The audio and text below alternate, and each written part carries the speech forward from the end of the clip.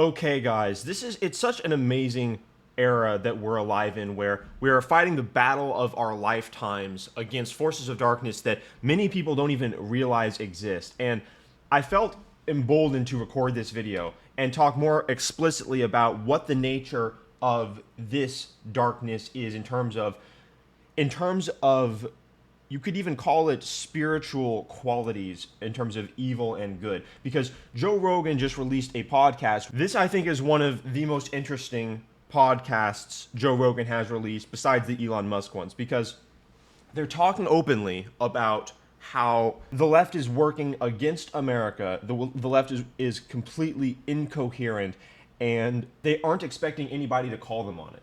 It's incredibly interesting. So I want to show you guys different sections here. I mean, they're talking. If you guys haven't seen this, I highly recommend you go check this out. I'm going to be going into a bit more depth on specific moments here. I've been, an instrument of evil many times in my life, and I'm ashamed of it.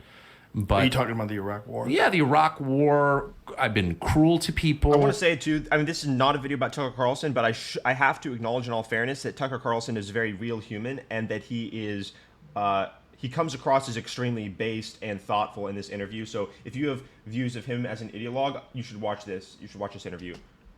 Probably even already on your show in ways that are unjustified. That's my instinct to do that. That's a fault, not something to brag about. It's something I'm ashamed of. So I'm not saying I'm always on the right side. I certainly have not always been on the right side. I've been on the wrong side many, many times. But that doesn't change the fact that there is good, there is evil, they are at war with each other, and we are...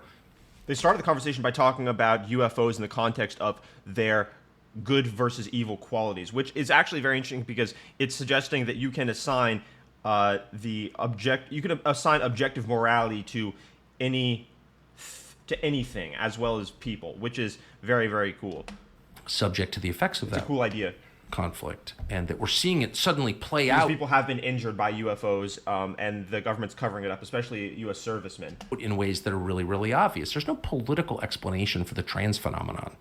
Nobody benefits. This is where the conversation it gets very, very interesting. They had a moment like an hour before this as well, where they said almost the same thing, but this was a more interesting part because they're talking about how the left essentially does not benefit from the total reality denial that they profess. And I've analyzed that in depth, and my explanation for it is that they are possessed by unending resentment, and they would rather spite reality to conform to the Marxist doctrine, the ideology of Marx, than admit that an objective reality exists, because then they would have to be subordinate to it and say that they have to acknowledge.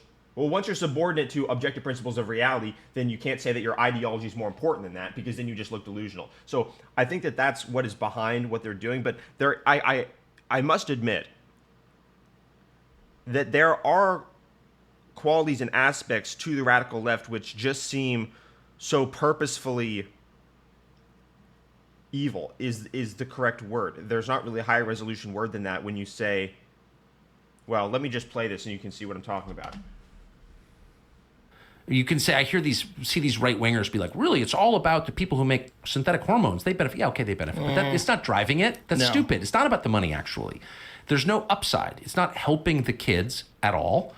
If a child has anorexia, which is pretty common. There is no practical upside to most of what the left does because they aren't interested, again, in reality. That's not a priority for them. But they're going a step further here and saying that there are forces at play in this country, and the child thinks she's fat, you don't say to the child, yeah, you're fat. You don't do that. You give the child help if you can. It's hard to treat, but you try. If a child comes to you and says, I think I was born in the wrong body, the last thing you do is affirm that. It's hurting the child. Like, why would you do that? If you love the child, you wouldn't do that.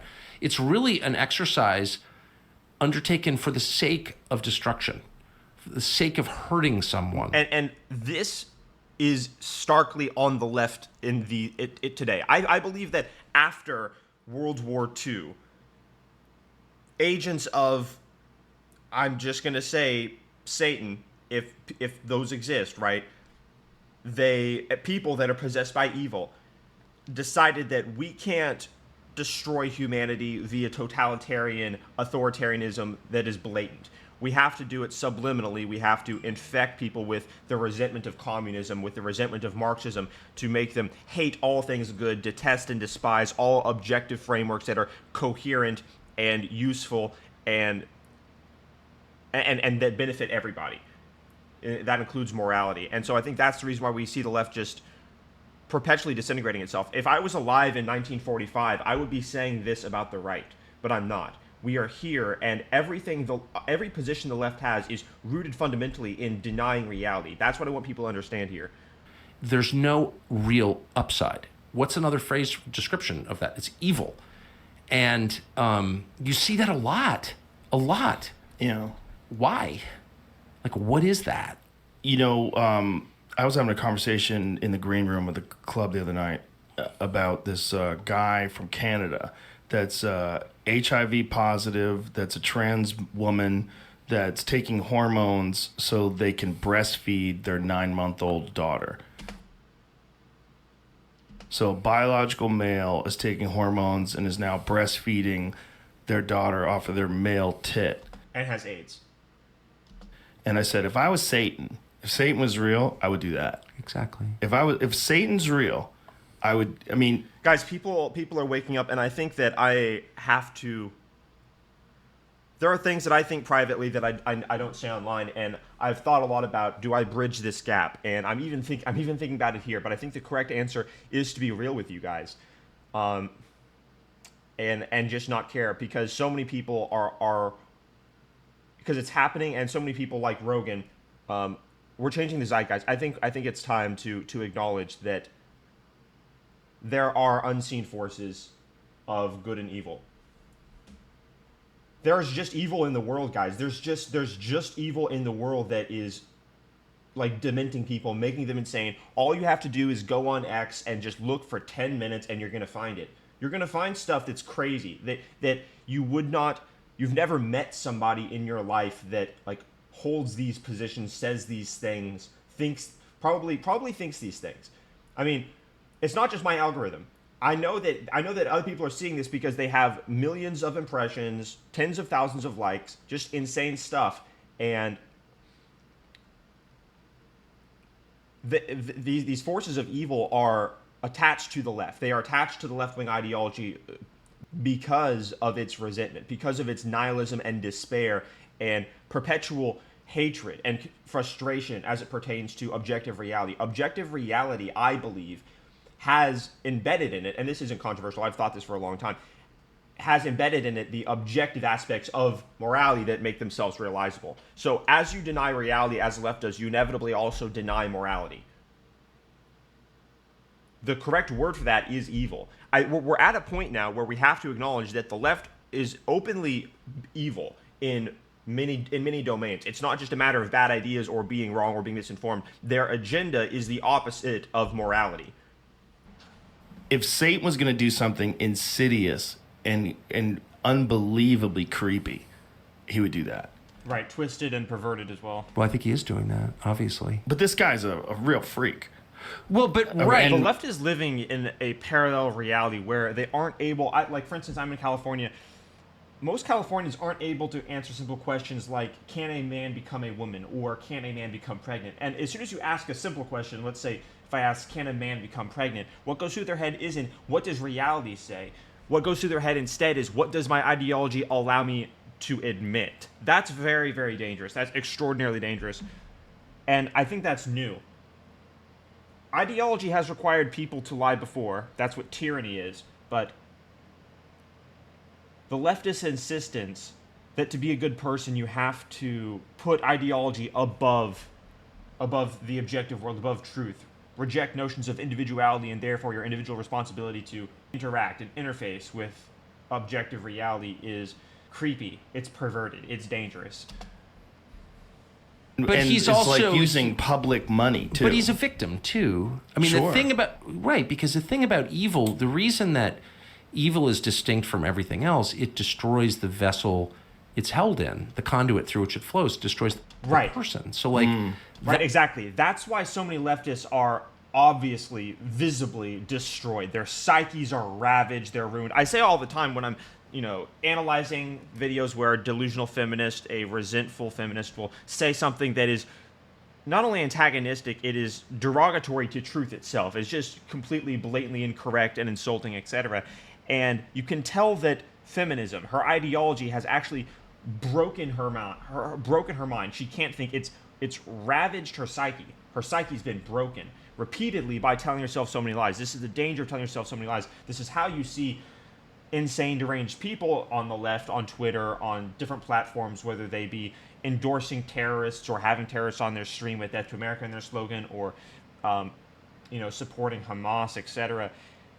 Their psyches have been quite literally destroyed, and whenever they see coherence, it's like seeing an enemy, and they get anxious, they get tense, they get angry, because they get reminded in that moment that they're wrong. It's the reason why when they look at someone like Andrew Tate or Donald Trump, they get enraged because they see a masculine billionaire who is beyond their control and embodies all the ways their ideology has wrecked their life. And so they're resentful beyond comprehension. And this is important. What Tucker's saying here is very true, because what you're seeing here is the reason why they're destroyed, mentally, physically, etc. And also, I think, a broader recognition that evil is real. And it is currently possessing, if you will, the left-wing ideology as a whole, by animating this ideology of unfathomable resentment. That guy, in the end, will not thrive. Right. He'll be destroyed too. And right, exactly. And he's going to be blaming winners. He's going to be blaming men. He's going to be blaming white people. He's going to be blaming everyone but himself as his life gets progressively worse. Obviously, that example that Joe Rogan just mentioned is about as bad as a life, about as bad of an existence as you can get. It's like when you see Destiny, and people were talking about this for a while, like, his wife left him for a man in a dress. He's scorned, he's short, his hair's blue, he's soy. He tries to justify letting other men be intimate with his wife, and he's on the left. People would want to be almost anyone else besides that guy. And that's because his life has been so destroyed by the left-wing ideology. And I'm making a claim here that I think is very important. I'm directly attributing the left-wing ideology to the destruction of these people, their minds, their psyches, their ability to exist. And I'm saying that evil itself, is responsible for the architecture of this belief. Because if not evil, what else do you call being enemies with reality itself? Hating the structure of being, the fabric of existence. That is the definition of evil. Not just in Christianity, but cross-culturally in every religion. so that's how you know that it's supernatural. In other words, if I steal your iPhone and sell it and I get an extra $400, like that's kind of explicable. You understand why I'm doing that. I want the $400. Right. But if I'm encouraging your kid to castrate himself, I'm not really benefiting from that, actually. There's no material benefit to me at all. There's no real psychic benefit. And worse than that, because the ideology of the left requires people conform in order to be good people, if you were to ask somebody in California, as I've done, is that a bad thing? Is castrating children a bad thing? And then you just look at them, and they can't answer the question because their ideology tells them there is no higher priority than adherence, than your group membership to this ideology. There's no such thing as being an individual. There's no such thing as objective reality. And there you see the merging of Marxism with postmodernism, and it is evil. It's evil.